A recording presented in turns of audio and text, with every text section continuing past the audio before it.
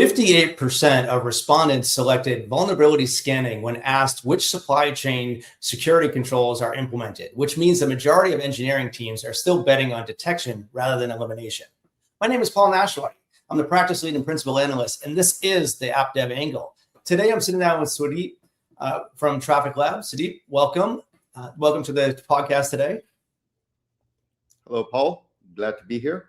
Yeah, great to have you here. You know, Traefik Labs, you're behind one of the most widely adopted cloud native proxy and API gateway servers, gateway solutions in the market.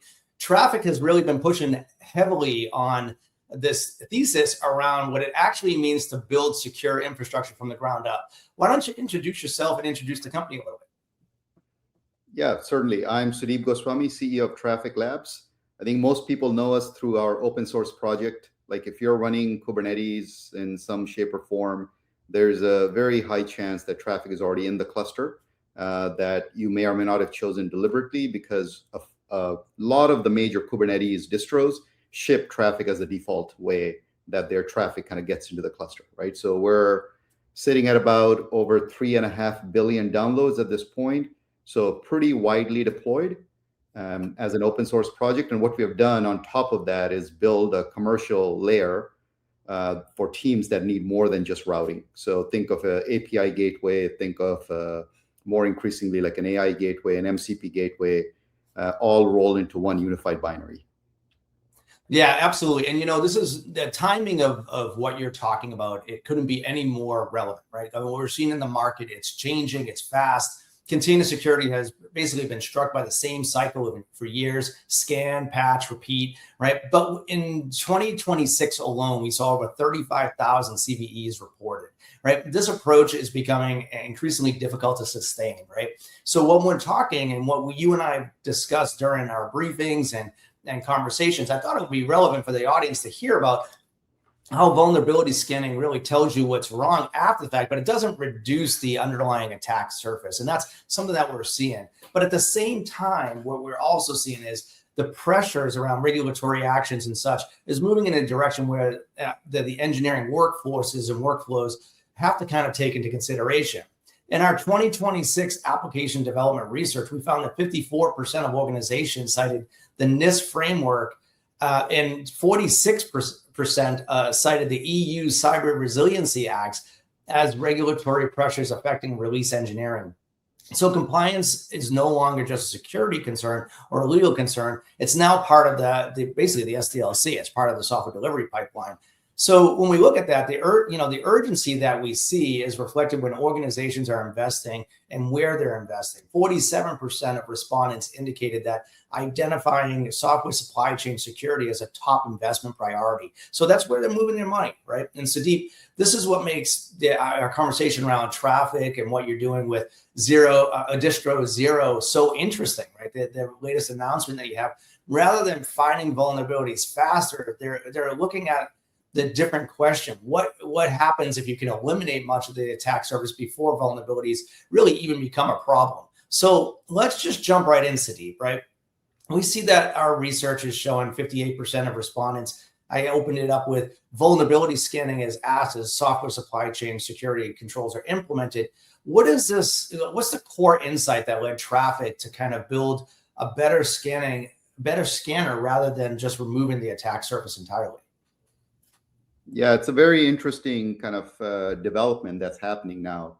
And as you correctly pointed out, number of CVs are growing, and we don't see any signs of that slowing down. And so the scanners that are around, I mean, they're not fundamentally wrong in the job that they're doing. But if you think about their best possible outcome, is like the best a scanner is going to be able to do is to tell you faster about a problem that you still have to fix, right? So it's almost like the analogy of you're mopping a floor. You can buy a faster mop, but somebody has to stop and ask, like, where's the water coming from in the first place, right? So we went to the source and said, let's analyze these CVEs that are coming out, both in the industry, but then also for ourselves, and look at the root problem of how many CVs are actually relevant versus the noise factor. And what we're finding is that the noise factor is huge. It's almost like that 80-20% analogy that you can make is 80% of the CVEs that are coming out is noise, and the 20% is what's really relevant. How it kind of maps to what we are offering now, what we call this Distro Zero offering. I mean, if you look at how application binaries are distributed, how they are kind of packaged and sold, they come with the application binary itself, but they come with a lot of harness around it. And most of the CVEs, that 80% of the noise, is related to that outside harness that has a lot of memory unsafe kind of parameters. Think of like C libraries and other things. Think of a shell, a package manager, and all of that stuff. That's where the vulnerabilities lie. So the question we asked ourselves is all of that stuff necessary? And we arrived at Distro Zero, which is that, no, you don't need that. All you need is the application binary itself. And if that can be self-contained in the functionality that you're delivering, you don't need all that extra stuff. So that scanner is never even going to find all of that extra stuff. And therefore, your attack vector just gets reduced significantly. Yeah, I mean, I love the idea of reducing the attack surface space, right? That makes a lot of sense. But let's also be clear here that distroless and Distro Zero are not the same thing.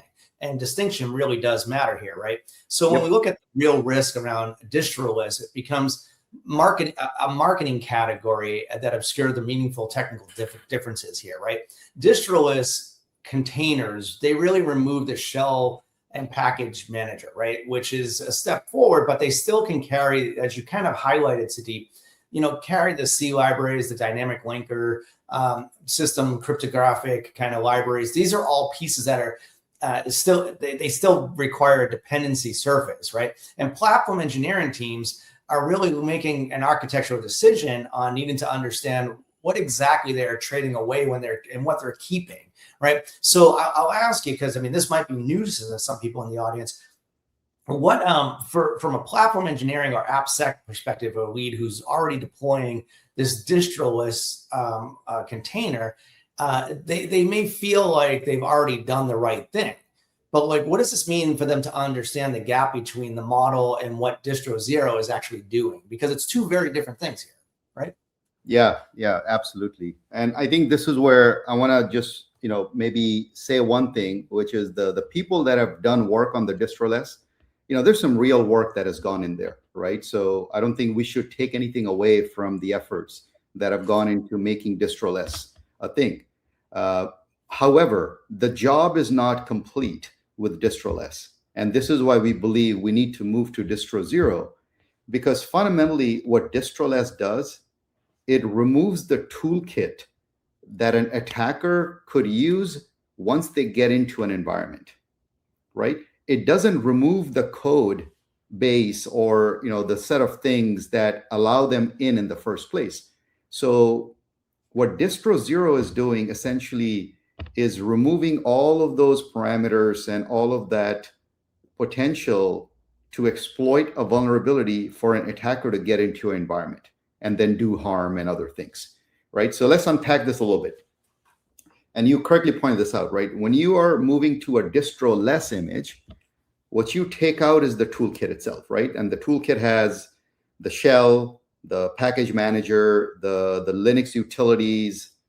So if somebody got into your container, the toolkit is gone. So they can't do much with that, right? But the part that surprises people is, I think you pointed this out, is just because it's distroless does not mean that you don't have other things that are very vulnerable out there, like the C library, the dynamic linker, the systems, the crypto library.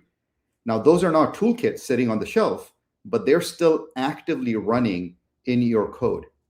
And this is how vulnerabilities are actually happening. If you look at all the top CVEs that are coming out, many of them are exploiting this exact thing, which is all of the C libraries and dependencies around that.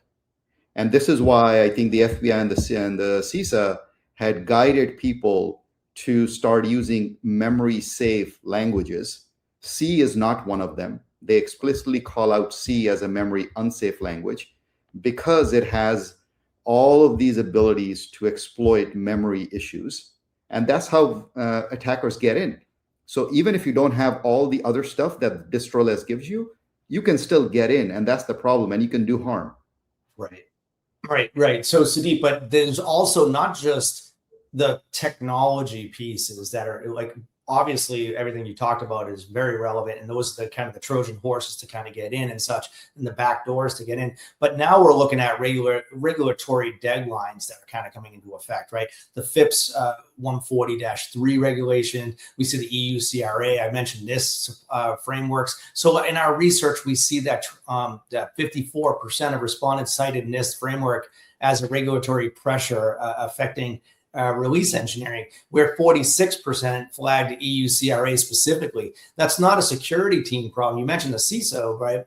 But I think that this is the convergence of the CI/CD pipeline, the telemetry pipeline, the security pipeline is all coming together. And with the FIPS, 140-2 certification moving to historical status on pretty soon, September 21st, right, of this year, EU CRA reporting starts in September, on September 11th. So these are hard deadlines. And when we look at this, this is sitting inside the engineering release cycles, and the penalties for not complying are pretty severe. EU CRA, all applications have to comply by the end of December 2027. And that means all applications. So whether you're a knowledge builder, citizen developer, or professional developer, all applications have to comply. So let's ask this question, Sudeep. When we think about it in the context of how Traefik Lab is positioning that the Distro Zero, specifically around these regulatory deadlines, what does it mean for teams that are not yet FIPS, 140-3 compliant? And what does it actually do in the next 90 days for them? Yeah, and we can take the FIPS and the EU CRA. They are kind of independent, but they all kind of point in the same direction, right? So yep. FIPS 140-2, that is going to be going away in about a month or so, right? September 21st is the date. What that means is any stack that you are certifying, and this applies in the US mostly for FedRAMP certification and other related things. If you're trying to certify your technology stack, you will no longer be able to use FIPS 140-2 as the underlying base. You have to move to FIPS 140-3. So there is a real regulatory driver behind the FIPS initiative. And I think the bad news is many of the gateway providers out there don't offer FIPS 140-3 today. And the roadmap for them looks pretty long. So this is why I think users, whether it's CISOs or their platform teams or other security teams, they really need to find the right gateway vendor that gets them on the FIPS 140-3 path. But at the same time, because FIPS 140-3 is not an independent and an isolated choice that they're making, they also need to think about all the CVE landscape that we just talked about. So if there was a way to start with the right Distro Zero framework, which also gives FIPS 140-3 compliancy, and it lets you deal with other regulatory guidelines like the EU CRA, that would be a great architectural choice that they would make that would give them durability and longevity. So rather than trying to pick one gateway that does FIPS 140-3, then find another gateway that reduces CVEs, and then yet another gateway that adheres to the EU CRA, now you don't have to do that. That is no longer a choice that they would have to make. And that's really what Traefik is providing, is to be able to unify all of those things on a common platform that addresses the CVE concerns, but also sets them up for all of the regulatory guidelines that they have to comply with. Yeah, absolutely, Sudeep. And those that are watching that follow the AppDevANGLE, podcast here, they know that I continuously beat the drum on complexity and skill gap issues. And those are challenges when you start adding multiple layers and multiple products and multiple solutions. TCO goes up, complexity goes up, skill gap goes up. But the other thing we should talk about here, Sudeep, is SBOMs, right? Every artifact that's created creates downstream costs, right? and another SBOM to maintain. So another security review cycle, another vulnerability management process, and potentially another compliance validation. So again, complexity, right? A lot of things that are kind of building on. So, but what we see in our research is 47% of organizations identify software supply chain security as a top level investment priority, which means that organizations are really looking at, feeling the operational weight of managing multiple artifacts across their stack. So the one binary model that you referred to in our briefing. So I'd like to talk a little bit about that, because Traefik is describing this with a distro zero, covering proxy API gateways, AI gateways, MCP gateways, capacities all through licensing. Feels like a direct answer to that weight and that problem. So it reduces that complexity and skill gap. So walk me through how this one binary, or I should say the audience here, walk us through how the one binary multiple capabilities model actually works in practice, and why should enterprise look at converting to what you're looking at here from asking platform engineering teams to consolidate into a single artifact that is much more focused on the infrastructure stack than what they're traditionally doing. So this is a little bit different than what they're thinking about, and I'd love to get your perspective, and the audience probably would like that as well. Yeah, it's a very interesting development we're also seeing, and the patterns that we're seeing around the adoption of some of these different capabilities that you mentioned, right? So the adoption of, let's say, starting with an ingress controller, which is needed as your front door for all of your applications. Typically, that's the ingress as the artifact that is deployed, that provides some routing capabilities, some authentication security capabilities. And then as users graduate from that, they add additional capabilities like an AI gateway and an MCP gateway, because ultimately what they're trying to architect is a front door to not just their APIs, but to their models and to their agents. So this is the arc of their journey. Like, that front door should be able to handle all these different characters. Traditionally, it's been APIs, but now you're adding two more characters to this play, which are agents and models, right? So if you think of the journey that every user is going to be going through, now you overlay the SBOM implications. Is typically you may have 3 different gateways that they're putting in, and every gateway comes with its own set of SBOM, with its own set of vulnerabilities and all the dependencies and everything. So you got to go through lengthy security reviews, put them on the calendar, which limits their ability to have speed of deployment, speed of adoption. So rather than going down that path, what we offer now and what we envisioned was, what if there was a unified binary that you deploy once, you certify once, you understand the SBOM, all the dependencies initially upfront, and then as you go through this journey of incremental capabilities, that just becomes a license unlock rather than a binary upgrade, because every binary comes with its own SBOM, right? So we don't want to go into that same loop of an SBOM certification every time a new capability needs to be adopted. So that's why this concept of a unified binary came up. And tying this back to Distro Zero, you start with a unified binary that is Distro Zero to begin with. It's memory safe. It can be fully deployed anywhere in sovereign environments and in public clouds, fully air-gapped, so there's no deployment dependency. And then this unified binary, through licensing, gives you the full arc. You start as your ingress controller, which is your front door to your APIs. And as you deploy agents and models, that same front door can then accommodate those additional characters with additional set of controls and visibility and so forth. Yeah, and you're spot on, because the gateway space is really being redefined right now. With AI traffic, MCP interactions, and agent-to-agent communication moving through the same infrastructure, gateways are increasingly becoming where security policies need to be enforced. So you're spot on, Sudeep. Always great talking to you. But before we wrap up, what do you want? We talked about a lot here, and this might be new to a lot of organizations, regardless where they are in their own journey. I mean, they could be getting it, they could understand it, they could be bridging from heritage to new. What do you recommend the audience go to learn more about what we're talking They should go to, there's two places I'll point them to. First is our website. They can go to traefik.io. That's traefik.io. And that gives you all of the capabilities of this journey that we're talking about, starting with Ingress to API gateway to AI gateway to MCP gateway.